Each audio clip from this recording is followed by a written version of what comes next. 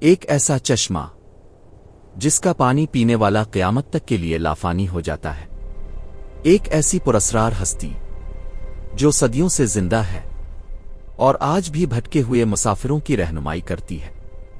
کیا یہ محض ایک افسانہ ہے؟ پھر اللہ کی قدرت کا وہ عظیم شاہکار جس کا ذکر تاریخ کی مستند کتابوں میں ملتا ہے، ذوالقرنین کا وہ سفر، اندھیروں کی وہ بستی اور وہ پانی جسے آب حیات کہا گیا۔ آج ہم اس راز سے پردہ اٹھائیں گے جو صدیوں سے انسانی عقل کو حیرت میں ڈالے ہوئے ہے۔ تیار ہو جائیے ایک ایسے سفر کے لیے جہاں وقت تھم جاتا ہے اور موت پسپا ہو جاتی ہے۔ اسلامی تاریخ اور قرآن کریم کی تفاسیر میں بعض ایسے واقعات ملتے ہیں جو انسانی فہم سے بالاتر ہیں۔ ان میں سے ایک اہم ترین تذکرہ آب حیات کا ہے۔ یہ کوئی جادوئی کہانی نہیں بلکہ اللہ تعالیٰ کی مشیت اور اس کے ایک خاص بندے کی کہانی ہے جسے ہم خضر کے نام سے جانتے ہیں۔ آب حیات کا تصور صرف قصے کہانیوں تک محدود نہیں ہے۔ معتبر مفسرین اور مورخین نے اس مقام کا ذکر کیا ہے جہاں اندھیروں کے درمیان زندگی کا چشمہ چھپا ہوا تھا۔ اس دستاویزی فلم میں ہم قرآن مجید کی سورۃ الکہف، احادیث مبارکہ اور تاریخ طبری جیسی مستند کتب کی روشنی میں اس پوشیدہ حقیقت کو تلاش کریں گے۔ کیوں ذوالقرنین جیسا عظیم فاتح اس چشمے کی تلاش میں نکلا، اور وہ کون تھا جس نے اس پانی کو پا لیا؟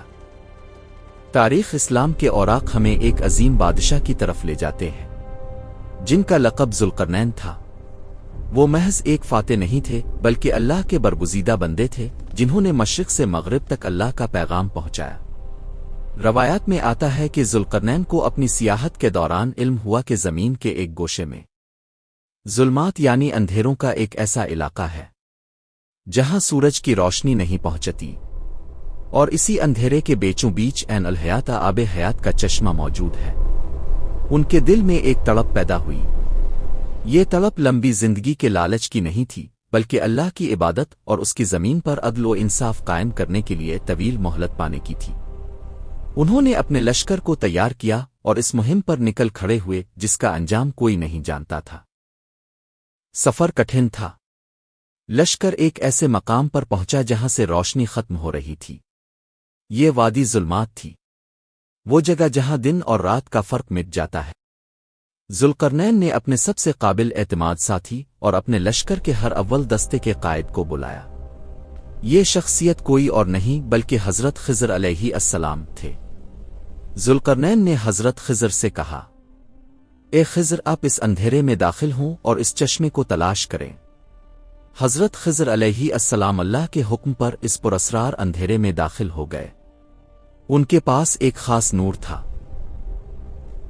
یوں کہیے کہ اللہ کی خاص ہدایت ان کے ساتھ تھی۔ وہاں کی خاموشی ایسی تھی کہ انسان کو اپنے دل کی دھڑکن سنائی دے۔ گھنٹوں گزر گئے، شاید دن، کسی کو خبر نہ تھی۔ حضرت خضر علیہ السلام چلتے رہے یہاں تک کہ ان کی نظر ایک ایسی جگہ پڑی جہاں سے ایک سفید دودھ سے زیادہ سفید اور شہد سے زیادہ میٹھا پانی ابل رہا تھا۔ یہ وہی مقام تھا، آب حیات، وہ پانی جس کے بارے میں کہا گیا کہ جو اسے پی لے گا اسے موت نہیں آئے گی جب تک کہ اسرافیل علیہ السلام سور نہ پھونک دے۔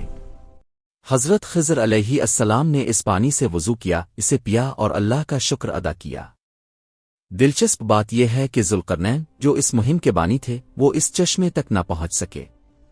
اللہ نے یہ شرف صرف حضرت خضر علیہ السلام کے مقدر میں لکھا تھا۔ یہاں ایک عظیم سبق چھپا ہے۔ اللہ جسے چاہتا ہے اپنی نعمت سے نوازتا ہے، چاہے وہ بادشاہ ہو یا ایک عام سپاہی۔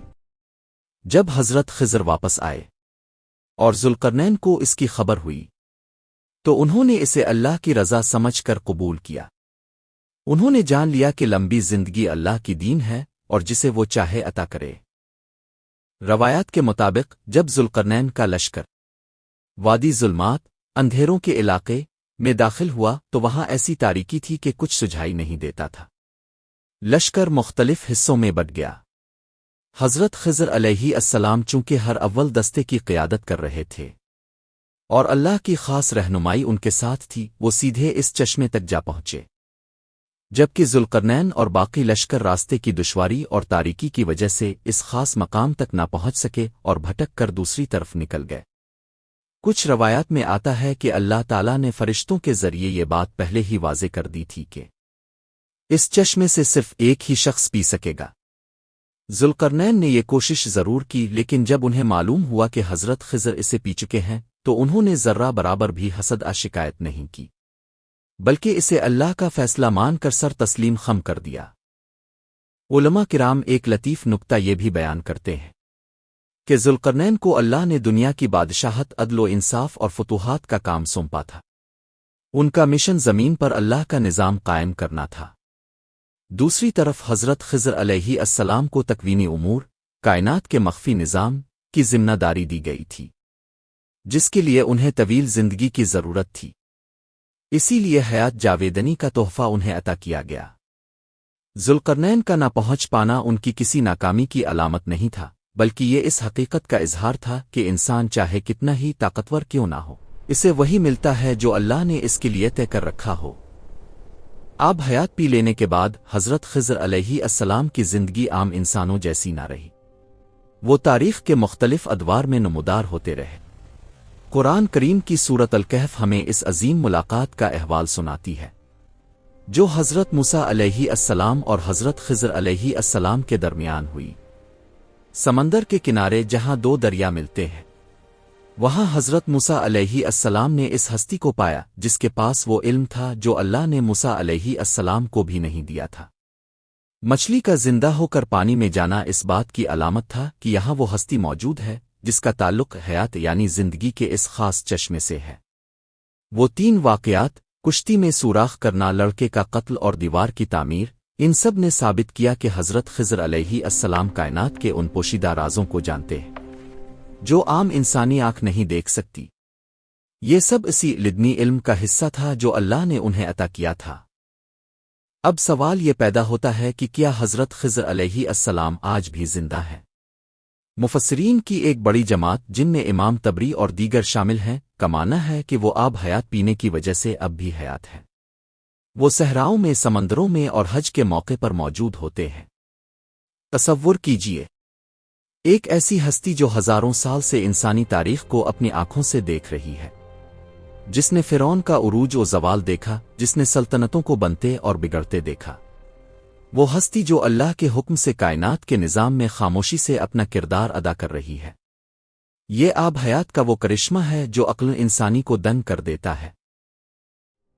لیکن یاد رہے یہ لافانیت اللہ کی مرضی کے تابع ہے، یہ اس کی قدرت کی ایک نشانی ہے تاکہ انسان جان لے کہ زندگی اور موت کا مالک صرف وہی ہے۔ آب حیات کی یہ داستان ہمیں صرف ایک پراسرار چشمے کے بارے میں نہیں بتاتی، بلکہ یہ ہمیں صبر اور حکمت کا درس دیتی ہے۔ حضرت خضر کی زندگی ہمیں سکھاتی ہے کہ کائنات کے ہر واقعے کے پیچھے اللہ کی ایک مصلحت ہوتی ہے جسے ہم فوری طور پر نہیں سمجھ سکتے۔